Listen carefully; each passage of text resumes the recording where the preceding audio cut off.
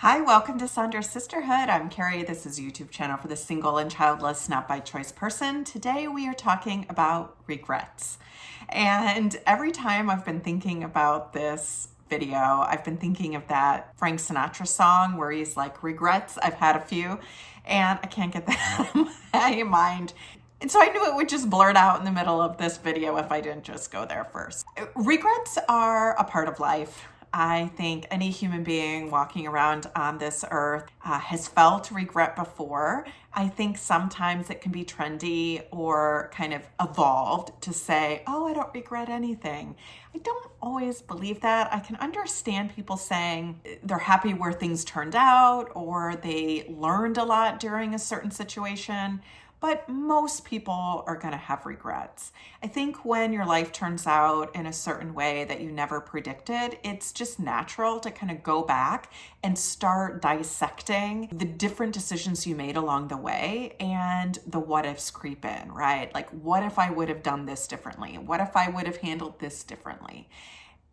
It's a natural part of life if you're going back and thinking about things, which I think it's actually a really healthy thing to do. All of that to say, let's talk a little bit about regrets and normalize regrets a little bit.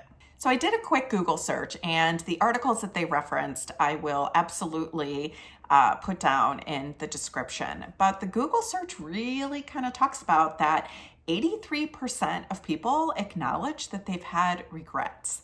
And furthermore, 90% of adults have deep or existential regrets. That's essentially everybody. When we talk about people who don't have kids, and I really tried to look at this from the standpoint of people that wanted kids and didn't have them, there's definitely a lot of data on there looking at how many people who chose not to have kids then regret not having kids. P.S., that's actually a pretty low percentage. 25% is what I saw, which, you know, for the way society kind of talks about the key to happiness and fulfillment and meaning being kids, you would think that would be higher, but it's not. A study from the University of Michigan found that approximately 37% of women expressed reproductive regrets, including those related to fertility desires. Whether or not someone didn't try soon enough, whether or not they wish they would have tried something different. Those are all the things that are looped into that. They even talk about the fact that women who don't have kids because of fertility issues, they even have regrets. Kind of really personalized, saying that their fertility issues are their fault, and therefore maybe if they would have done something differently. So regrets are a part of this, kind of no matter which spectrum you're on. And so they go on to say, in summary, while a definitive percentage of regret among those childless by circumstance is difficult to determine, it's clear that a significant portion of this population may experience some form of regret, particularly due to factors like infertility, unfulfilled fertility desires, economic hardship, and lack of a partner. So I'll put the articles that the Google machine referenced in the description below. But it also brings me to some of my regrets. And yeah, I have them. I think when so they feel less powerful to me now. I will tell you that. You know, I think when I was in the depths of grief, I absolutely was like, if I would have done this, if I would have done this, if I would have done this, if I would have handled this differently, I would not be in this spot. And I'm able to sort of distance myself from all of that now. However, there are a couple of things that I do think about probably contributed to the fact that I don't have kids and really were the seed for how I blamed myself. You know, one of those was I was 27 and got divorced. If you've seen some of my other videos, you know that I was completely blindsided by this. And I definitely got caught in a trauma vortex. I had never experienced that level of psychological pain before. I had never experienced being that blindsided around something before. It was this situation where I completely kind of handed over my feelings, handed over my heart, and didn't work out so well. You know, obviously I played a part in contributing to some of those things around the divorce, but we won't go into that because that's a whole other video. But all of that to say, I got very much stuck in that for a long time. I was extremely protective of my heart. I was extremely protective of my feelings. I told myself, I am not going through that again under any circumstances. I hunkered down, I hunkered within. I didn't date for a long time. I was in no condition to, like reasonably, I will say that. And I got divorced when I was 27. So like this is all the like prime like childbearing years, I guess what they say. Eventually I kind of moved through it, but looking back, a regret that I have on that is I kind of wish maybe I would have seen a therapist or sought some help a little bit sooner. I did see a therapist in the very beginning of it, but that was really about how to get up out of, bed every morning.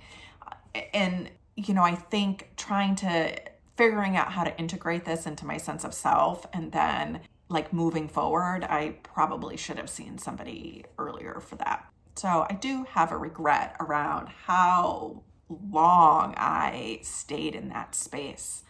And I also try and have some compassion around it because it was total devastation, right?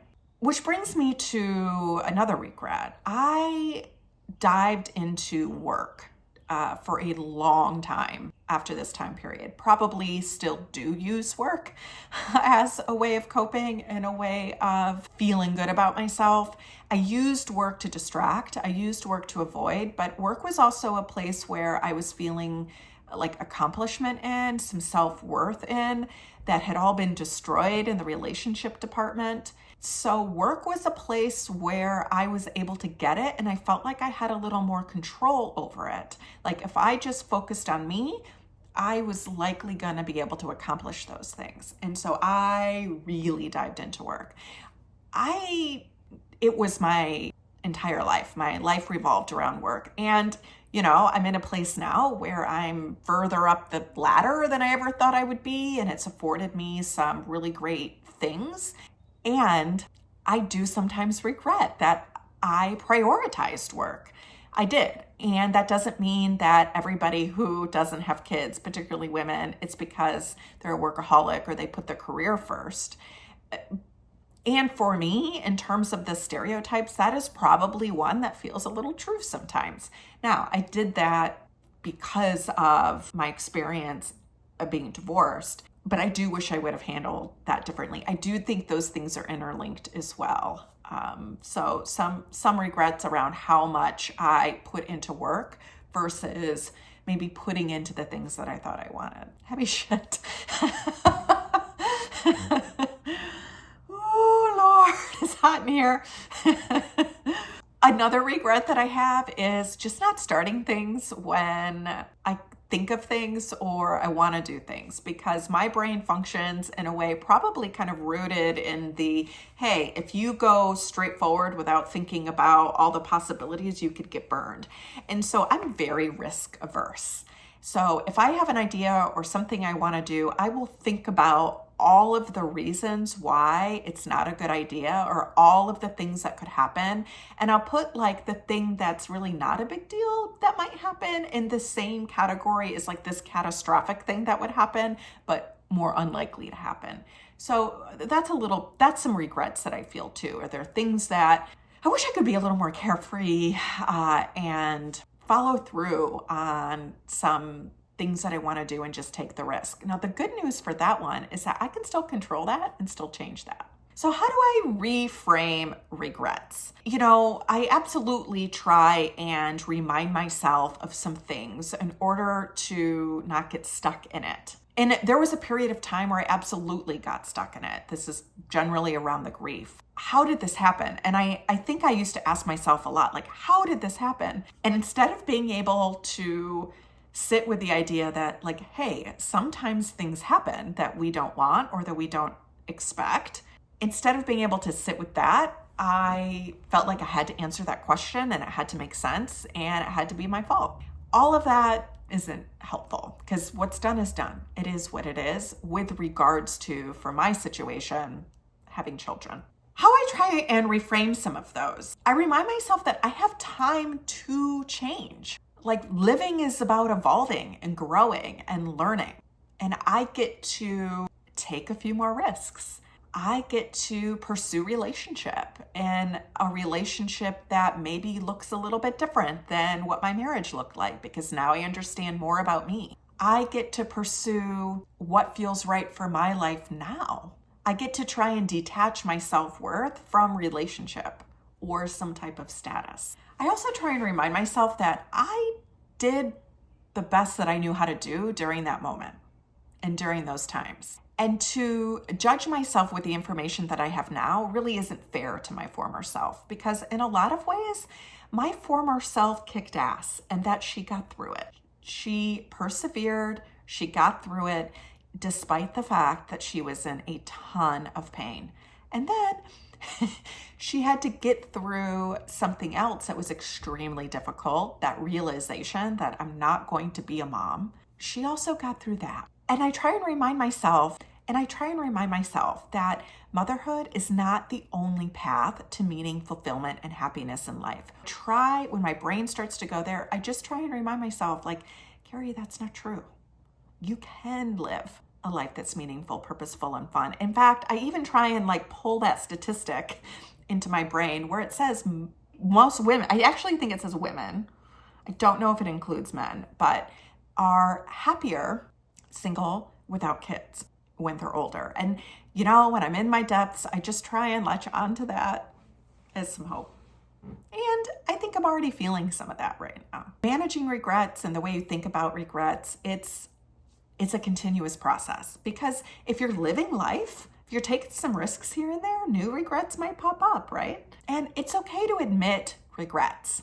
I know, again, like I said before, that we all like to talk about how we don't live with regrets. Well, this data says that in their heart of hearts, when people are filling out the paperwork for the psychologist, they do.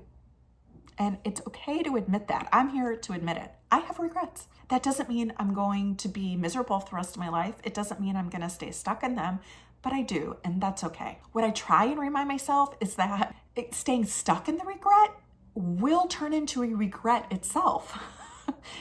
It's like going deeper down the regret hole. Staying stuck in regrets just breeds more regret.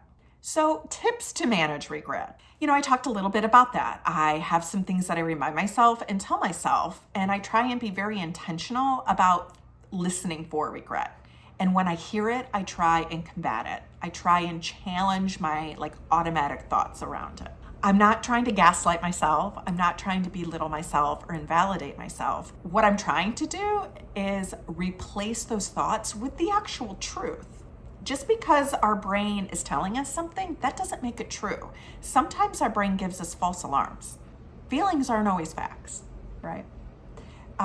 It's really important to pay attention, though, to when they're happening, because when you stop and think about it, our brain can do a lot in the background. When I work with clients, this is the analogy that I give. And if you grew up in the 90s, you may truly understand this analogy, because grandfather clocks were all the rage in the 90s. My family got a grandfather clock, and I remember hearing it all the time, right? It would gong on every hour, and it would chime. It would chime the number of times that it was of the hour.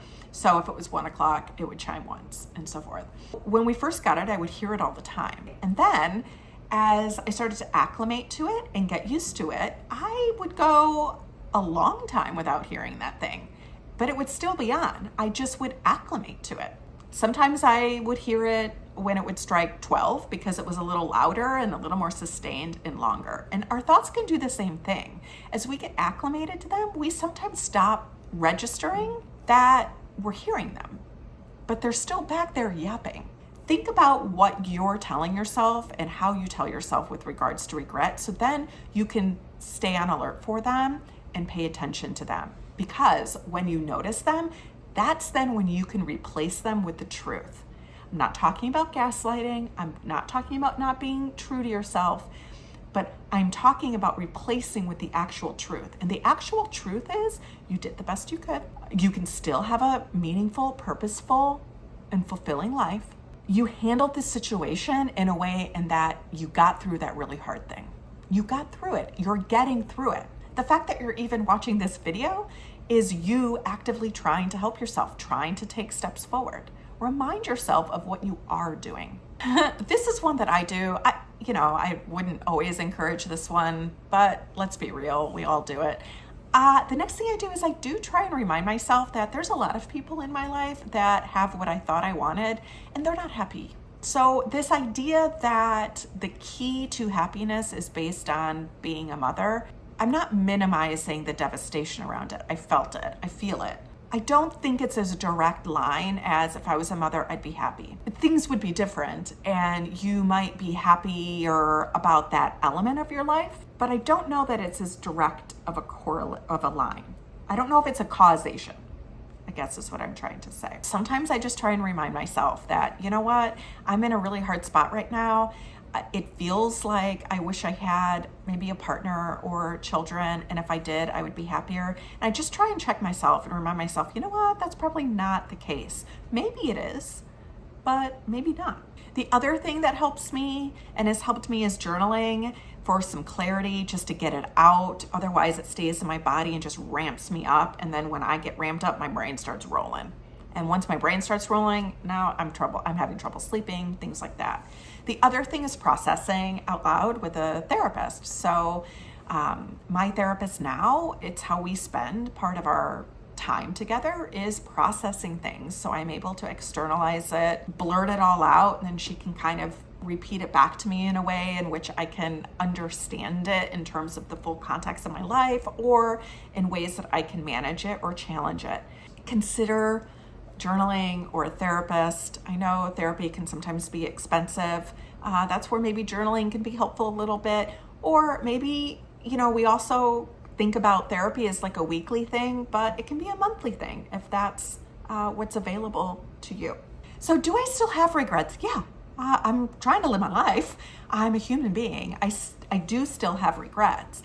I feel like I'm not stuck in them. If I used to feel like regrets at a 10, I feel like maybe I feel them more at like a 2 now. I recognize it and try and internalize it as like a part of life, normalizing it as well. Most people have them, and really try not to judge myself for them, because while I have regrets in these areas, other people might have regrets in other areas that I don't. The human condition and the human experience has got a lot of places to question and rethink, and it's the beauty of it too. You can learn and grow through it. So it's okay to have regrets. Try some of these tips if you feel like you're getting stuck in them. Continue to surround yourself with people that can hear you and you feel seen by. That also can help. That can be difficult sometimes, and so even if you do that through the pages you follow on social media or who you watch on YouTube, it doesn't have to be the totality of what you're seeing, but maybe sprinkle it in a little bit. Like if you're single and you're childless, not by choice, sprinkle in this channel a little bit, and it can help normalize some of those feelings to just remind yourself to check yourself before you wreck yourself. That's another song lyric that apparently applies to this video. A little bit different than Frank Sinatra though. Let me know what else you would like to talk about related to regrets in the comments below. I think this could be a whole ongoing series on our channel, because not only for people who are single and childless, not by choice, but just for people in general, regrets is a heavy, heavy thing, and they're normal, and we all have them. Subscribe to Saundra's Sisterhood for more videos for the single and childless, not by choice person.